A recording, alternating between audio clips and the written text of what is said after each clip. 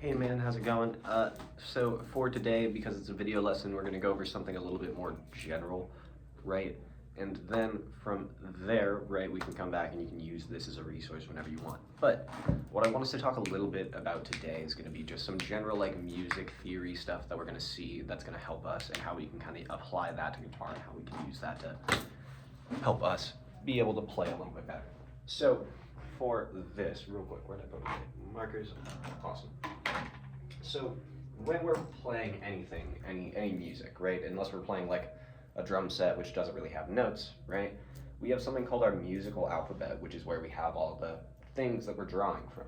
Our musical alphabet is only 12 notes long, right? So we would have A, B, C, D, E, F, and G.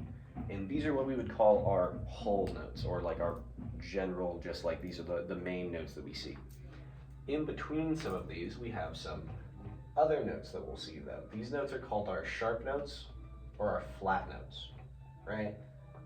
So for right now, right, we're mostly going to be using sharp just because that has more to do with piano, right? And we're just going to be kind of trying to keep it simple so that we can get through this today.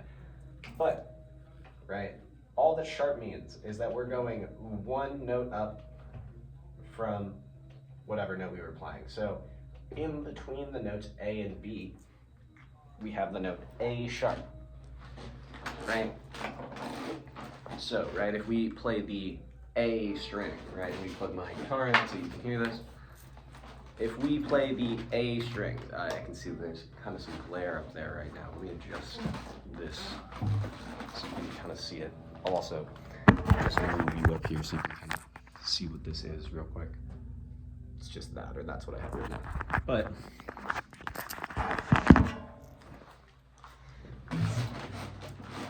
if we're playing our A string, we're just going to go up basically one step at a time, or one fret at a time, right? We would have the note A, and then right after A, we would have A sharp on the first fret, and then B on the next fret. The biggest things we want to remember for our musical alphabet, right, is that between B and C and between E and F, there are no sharps. So from B, we would go straight to C, and then C sharp, D, D sharp, E, and then there's no sharps in between E and F, so we'd go straight from E to F, then we'd have F sharp, G, G sharp, and then we're back to A, right? If we're looking at our fretboard, right, we have those main 4 dots that we use to kind of help us keep track of where we are, and then we have our 12th fret, which is where we have those 2 dots. The reason why this fret specifically is marked as its own thing is because this is 1 octave up from whatever string we're playing, right? So if we play the A string on 12, we're playing A, just like if we played the A string on 0, we'd be playing A. Same thing with any string, right? If we play 12 on E, we're playing E. If we play 12 on B, we're playing B. 12 on D, we're playing D. 12 on G, we're playing G, right? Right? All the same notes. So, why are we talking about this specifically, right? Well, when we're playing music most of the time, right, we aren't playing all 12 notes. Most of the time, we're only playing groups of 7, right? What we would call that is something called a scale, right? And there's a lot of different scales that we can play. Specifically, the main 2 that we've seen so far have been major and minor, right? Major and minor we can think about as major scales being like sounding a lot happier and minor scales sounding a lot sadder, right? But we can also think about them as being basically major scales are bigger and have bigger steps, and minor scales are smaller and use smaller steps, and we can kind of visualize that in a second. But from there, what we're going to talk about now, I'm just going to put these 2 scales on here so that you can have them in front of you, just so you can go through them, and then I'll make sure you have a good view of them. But then we'll talk about how we can kind of use these to help us play more interesting stuff, right? So, A, E, G, B, E.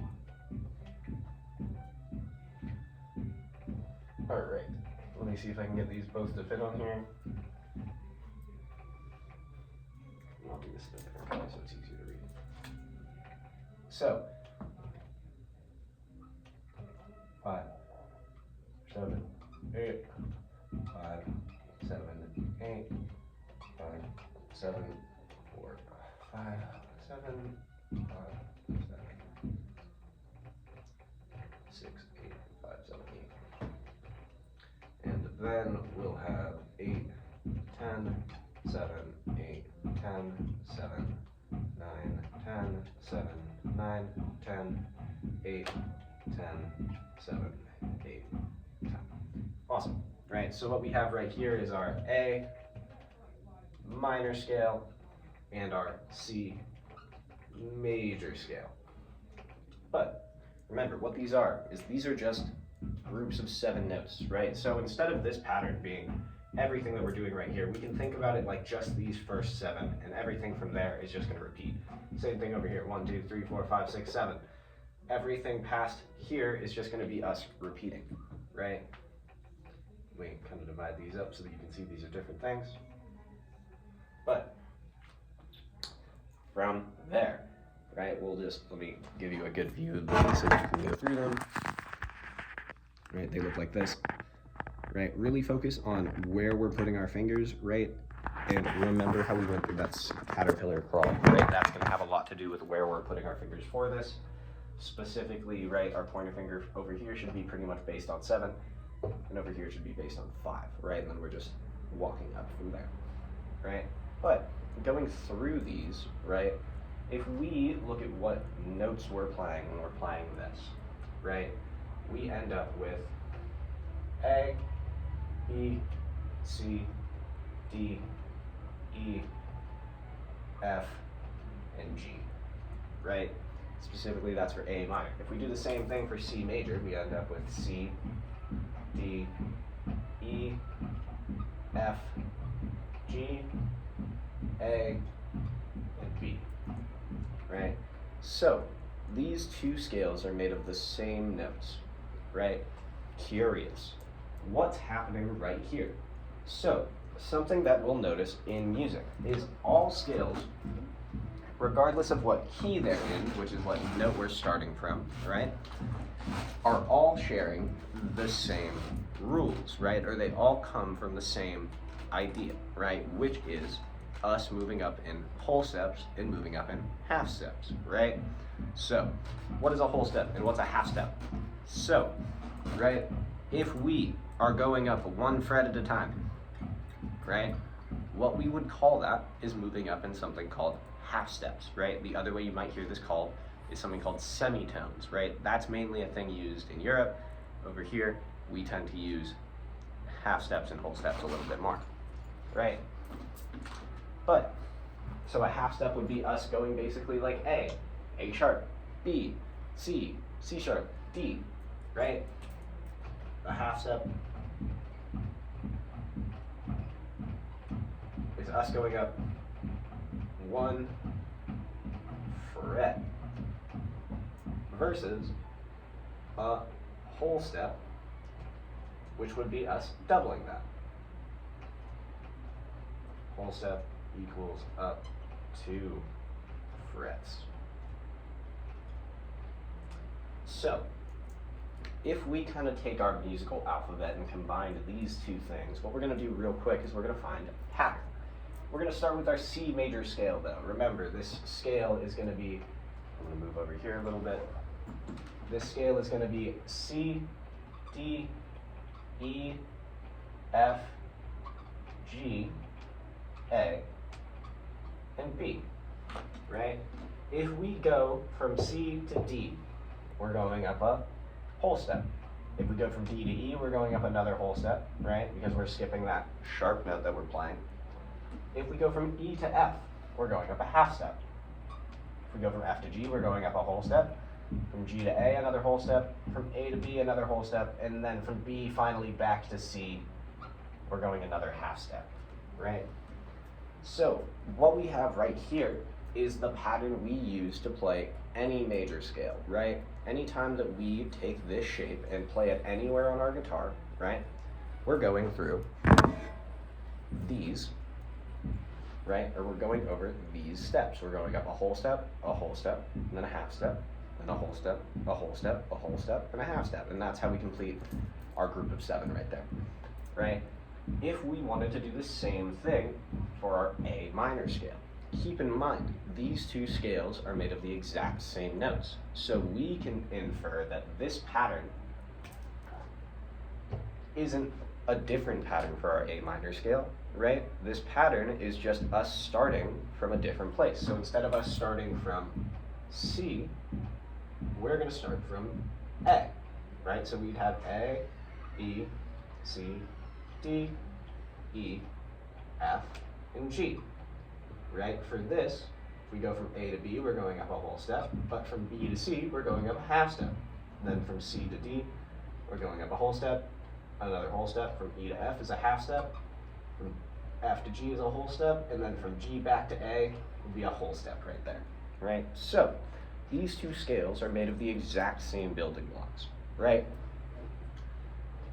When we're looking at any piece of music that we're playing, right? Let's say that we're playing a song that's in C major, right?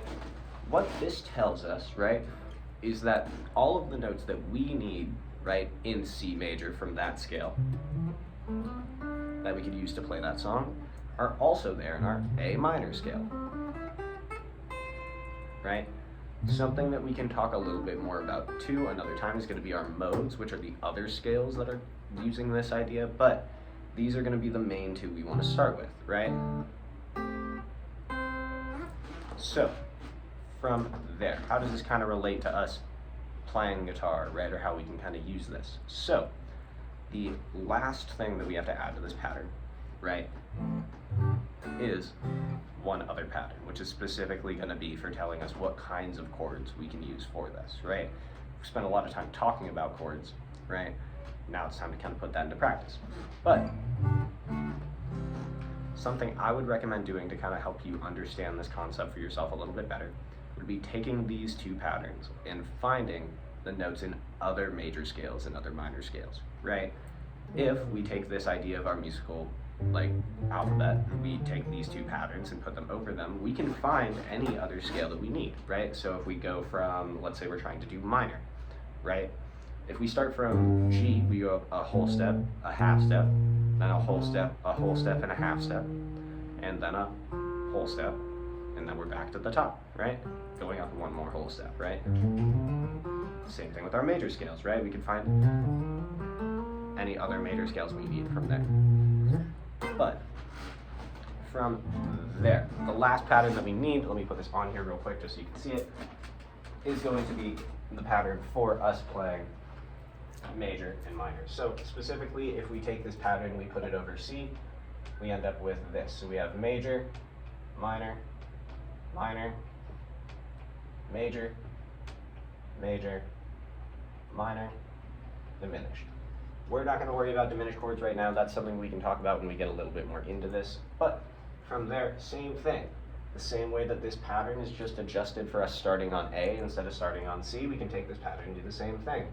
So for this, right, we're going to start with minor, diminished, major, minor, minor, major, major, right? So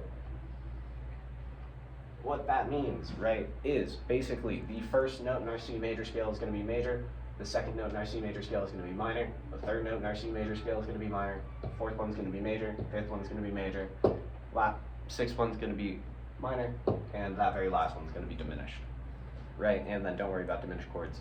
We'll talk a little bit more about that when we talk about where chords kind of come from and how we can use these to help us with that, but we'll talk about that next time. All right, so from there, let me make sure you have a good view of this, right? And then this week, see if you can make some other scales on your own, right? Remember, we can just take the shapes that we know already and move them around, or we can use our musical alphabet to literally write it out and figure out what notes are in them. I would do both, but I will see you next time. Have a great week. Bye.